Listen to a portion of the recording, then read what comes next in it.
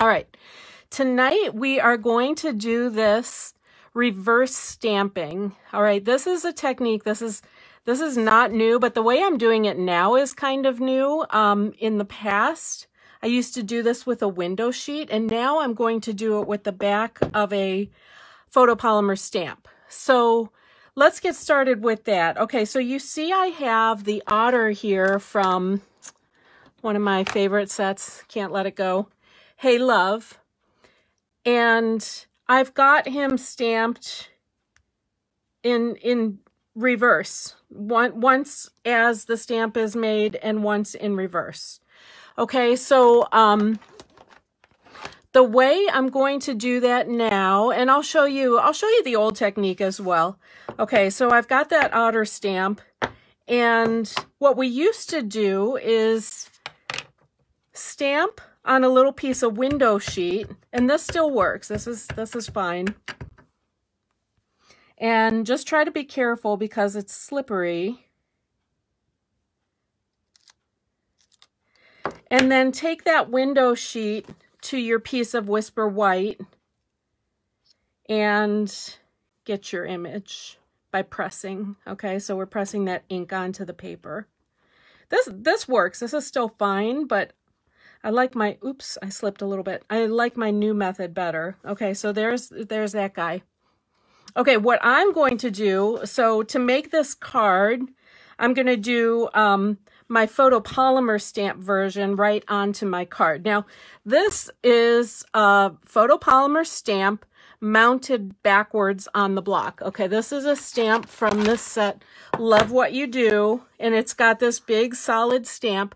So it doesn't have to be this stamp set, but look through your photopolymers and find something that's big and solid that you can stamp on the back of. Okay, so I've got it mounted so that the back is facing up. And I'm going to, let's see, I've also got this ready. All right, this is a piece of Whisper White that's 3 3/4 by 5. Okay, same as this piece on the card. I've already stamped and colored the otter that goes this way. So I need to stamp and color the one, his little partner here. All right, so what I'm going to do is ink up that stamp. You still have to be careful, but it's not quite so slippery as a window sheet. And stamp onto your photopolymer back. And then take that, and this is lovely because you can see it and you can press it right in place where you want it. And then I just turn that over and give it a good rub. It's not slippery really at all on the photopolymer, right? Because we know how sticky that is. And then when I pull this away, look at that nice image. I would say nicer than the one I did with the window sheet. Well, plus I slipped a little bit on the window sheet. Okay, so, you know, think about your stamps and what you might not like to have always, you know, in the same direction. You could do some reverse stamping. So I just have a little piece of cloth chamois that I wipe these off with. Okay, if I had a little piece of my purple chamois, that would be actually better. Okay, now I am going to finish this card just to show you a couple of techniques with the letters here. If you have not used the Stampin' Blends, oh gosh, I just want to show you how easy they make the coloring. I'm not a person that wants to blend a bunch of colors and do shading. I just want my otters to look nice and solid, and I don't want to see, you know, all of the marker lines.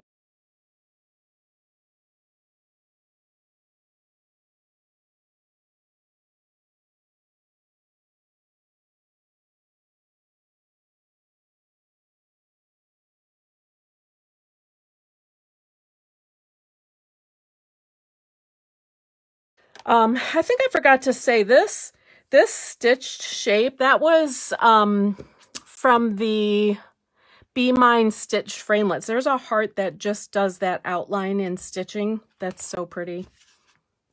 Okay, so I have I want to make my little saying. Okay, this would be great. Like happy anniversary would be perfect and so simple. I'm doing something a little more complicated. I've got a 1/2 inch strip of paper and stamps from the Well Said bundle. Love You are stamps that are ready to go. And then I need an A. So one thing you can do is color in an A. I've got the word baby here. I could color that in, but sometimes when I color my stamps with markers, I don't quite get the effect I want. So what I'm going to do instead is cover my B with tape and cover my other BY with tape. And I'm just going to pick up ink with that whole stamp, remove the tape, or else you'll have this big mess, this big blobby mess. But see, now the A is just inked, and I'm just going to stamp that. Okay, so now I've got those words. Now, another thing, couldn't make this easy and just say happy anniversary. I wanted to say, love you a lotter. Okay, I thought that was cute. So this labeler alphabet set, or any alphabet set that you have, you can put together, you can stamp the letters one by one right next to each other. But if I'm stamping a lot of words, like if I'm stamping something repetitively, here's what I like to do. I'll take every other letter. So in this case, I took the L, the T, and the E, and I mounted them. I used my grid paper, put them down 1/4 inch apart. You know, you could see that right there on the grid paper. And I'm going to see if I ink that up. You get part of the word. Okay, you cannot mount these stamps close enough to have them so tight like this. Okay, and then now I'm missing one T because I only have one T in this set. So I have my O and my R mounted to fit that space. And then I'm going to do my little trick with the T. This time, okay, because my L and my E are inky already, I am going to ink everything up again and then cover the L and the E because I don't think I can get them clean enough in between stamps to make my T. All right. Okay, so let me do that again now on the card. So I've got LTE here. And I'm going to stamp that right in here. See, I need 2 of these cards because I have 2 daughters to send to. I've got the O and the R to fit in. So very carefully, I'm just putting that in. Now, again, since these are inky already, just going to re-ink, but cover the ones I don't want. So you're either using the tape to cover up ink or to, like in the first case, cover up letters before inking. All right, so just kind of, you can plan that out and then end up with a cute little word like that. All right, so what else do we have here? We have a piece of Flirty Flamingo that measures 3 7/8 by 5 1/8. And I'm going to put these together. I can probably stop here, huh? You guys get the idea. Those are the little lettering things I wanted to go over. So you can get a little, you know, get some good use out of your letters. Oops, out of fast use. Okay, yeah, let me put this one aside. I'm going to add the bow, as you can see. Mount the letters. I'll cut the letters down and mount them up on dimensionals and add, I don't know if you can see the little hearts there. Those are the little, oh, I forget what they're called, enamel hearts or heart epoxy droplets is what they're called. Okay, so that's our Love You a Lotter reverse stamping. Now, something else you might want to do is have a front and a back of a card. I'm sorry, front and back of an image on a card. Okay, so like I've got this window sheet card now, and you see my little dog. Now the dog stamps and punches this way. Okay, do we always want the dog to be looking that direction? Probably not. So here I've made his reverse, and then I put the original on the inside. So this little window sheet card shows the front and the back of the dog, and these pieces are just put together in reverse. So let me show you how to make this card too. I've done this like quite a while ago on video. I think, oh gosh, Mindy Gray, my upline, gave me one of these like years ago, and I was gaga over it. And now I did it a while back, and it's just never gets old. All right, so where do I start? Let me get my stuff here. All right, I have Night of Navy as a base. Let's do the card first, and then we'll do that little trick with the front and back of the dog. The back of the card is 4. I've cut all of these pieces 4 inches wide because that works really well for the designer paper. Instead of doing a 4 1/4 inch card, we can get an even 4-inch measurement out of 12-inch paper for both the designer paper and the window sheet. Okay, so we've got 4 by 5.5, Night of Navy, and the designer paper. This is from the Twinkle Twinkle. That's like the baby paper in the annual catalog. And then a 4 by 6-inch piece of window sheet. Okay, so we're going to take the window sheet. Our window sheets are really thick, and I'm not going to say they're hard to work with. They're really good window sheets, so it's worth the effort. Okay, they're really thick. We're pressing pretty hard here to make a score line 1/2 inch from the edge. So the score line is at 5.5. And then this little piece that we've got that will be a tab, you'll see will tuck into the top of the card. Now, we're gonna put that in the top of the card and fold this down. But once I fold that down really hard, it's hard to get the tear and tape in there. So I am going to put tear and tape on both sides of that 1/2 inch tab portion. Thanks, guys. I will check the comments later. I sort of ignore them because it really slows me down waiting for the delay on the communication, and then I get distracted, and then I can't do my project well. So I appreciate you for being here, though. Okay, so I've got that tear and tape on that 1/2 inch tab, and now I'm going to use my bone folder to really fold that down hard. And you'll see lots of times I forget to put my tear and tape on first, and then it's kind of hard to get in there to get the tear and tape on nice and easy. Okay, so I got that.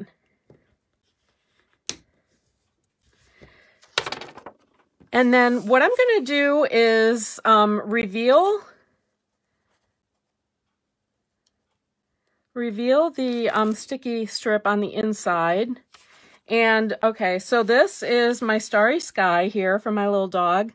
I've got the inside of that sticky now. Going to put that around the top of the designer paper.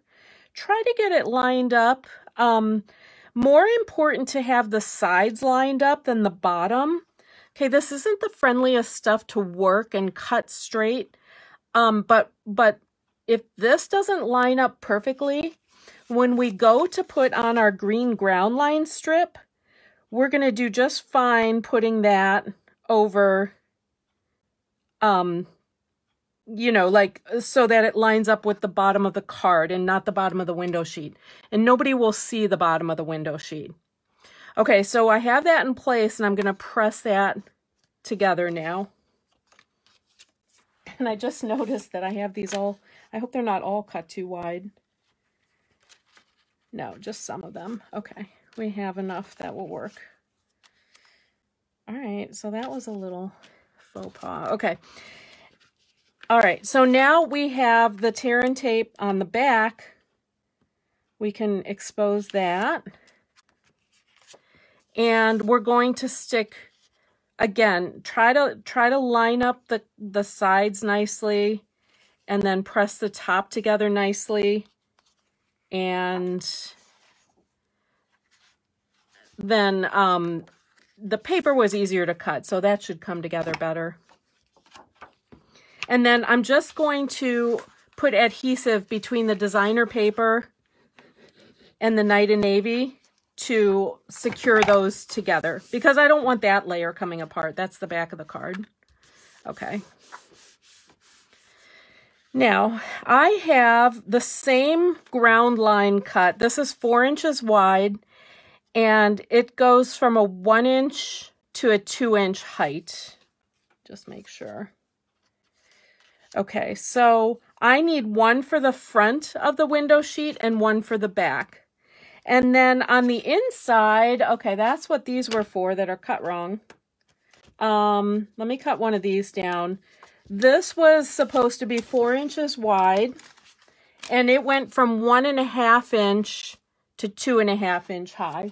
So I'm just going to cut a little bit off here. I've got my trimmer off to the side.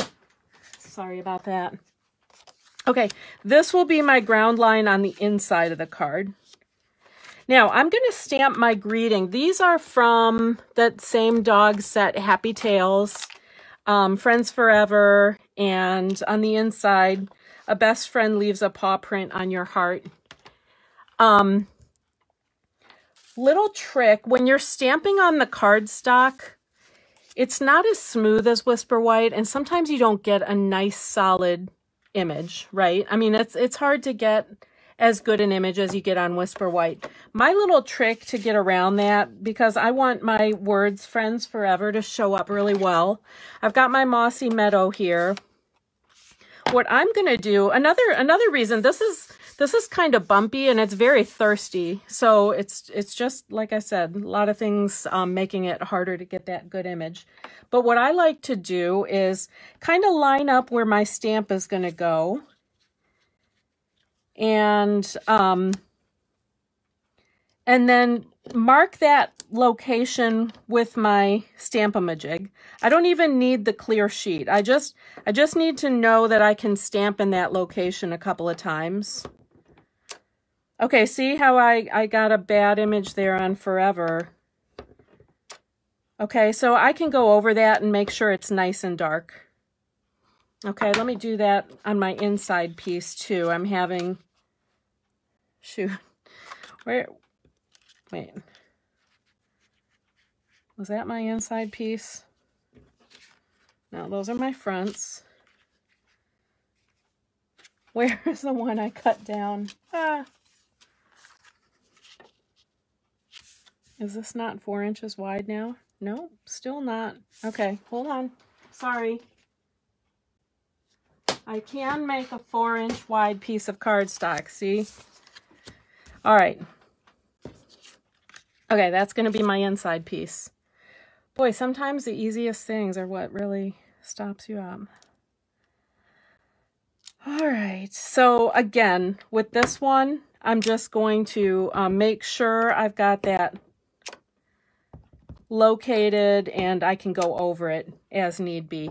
And actually, I've already made my little house, my little dog house. But when I did that on the cherry cobbler, did the same thing because I wanted that roof nice and black, and it's hard to get a black image on cherry cobbler, right? So I did my stamp a couple of times in order to get a really black solid roof. All right, so just keep that in mind. You don't even have to go to the effort of making a pattern on your you know, Stamp-A-Majig plastic, but this is handy for double stamping. All right, so now the whole point of this, the dog, right? We need the reverse dog. This is the dog that your punch makes and your stamp makes. See? Now, we need a dog going the other direction for our card. So, we're going to bring back, this is big enough for our dog stamp. And we want a punch dog. So, what I'm going to do, I'm going to punch my Whisper White first. And have that ready on the side here. And then I'm inking up with Memento my dog. I don't think you can see that. Oh, thanks, guys. Okay, I want to get it good and inky. Make sure I get it good. Oh, gosh. I got it all over the block. Okay. I'm going to stamp my dog. Ooh, I slid a little bit. I don't think too much, though. Stamp my dog on that photopolymer. And then I can put him right in place on my stamp or my punched Whisper White. Okay, he's going to stick pretty well, right? Because it's photopolymer. You couldn't do this with a window sheet. And I'm just making sure to transfer that ink as best I can. And then got the magic. There's your dog. I mean, he's pretty perfect, you know. Look at the two compared to each other. And I wasn't getting that good an image with the window sheet. So, once again, this is a real quick color job with the Stampin' Blends. I'm just going to color this guy the light crumb cake.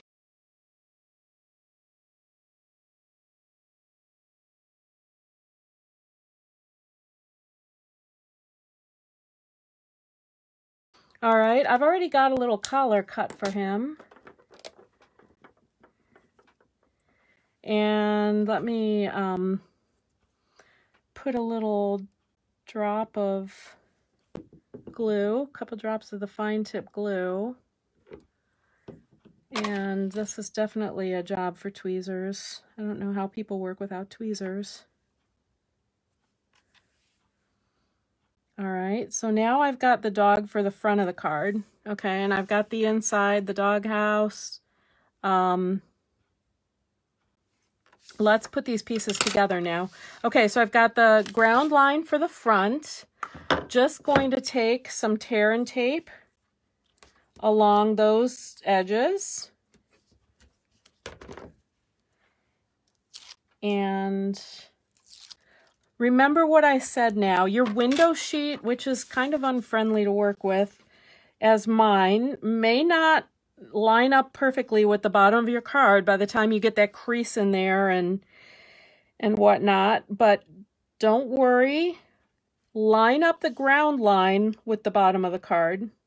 And the window sheet will be covered up. Nobody will know if it's a little off in there. Okay? So that looks like it matches perfectly now, right? What magic. Okay, so we need a piece on the inside of ground line.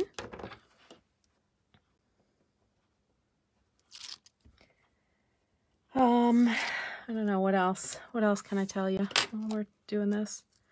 Oh, did you see what I did? I turned that over and I put the tape on the wrong side. Oh, please let one of these be the right dimension. Oh, there we go. Man, I'm really losing it. See, I was all ready last night. But I chilled for a day and I can't get this right now. All right, I got the tape on the right side now. So that's a little example of what can go wrong. Now I'm like all thumbs. Okay.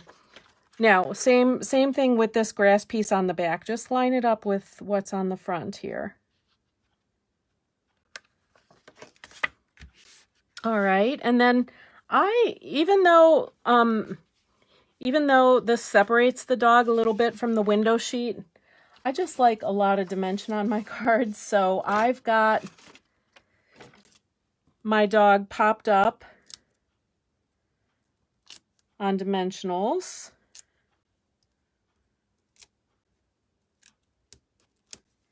And placed in the grass. And he's kind of looking up at that starry sky. And then the dog on the back, I'm just going to put on with a couple of glue dots and line him up on the back. Oh, I know what I forgot to say. If you have ever seen the spinner cards where you've got an opening in the front of the card and the animal spins, this would be a good technique for that as well. That was the other thing I was considering doing.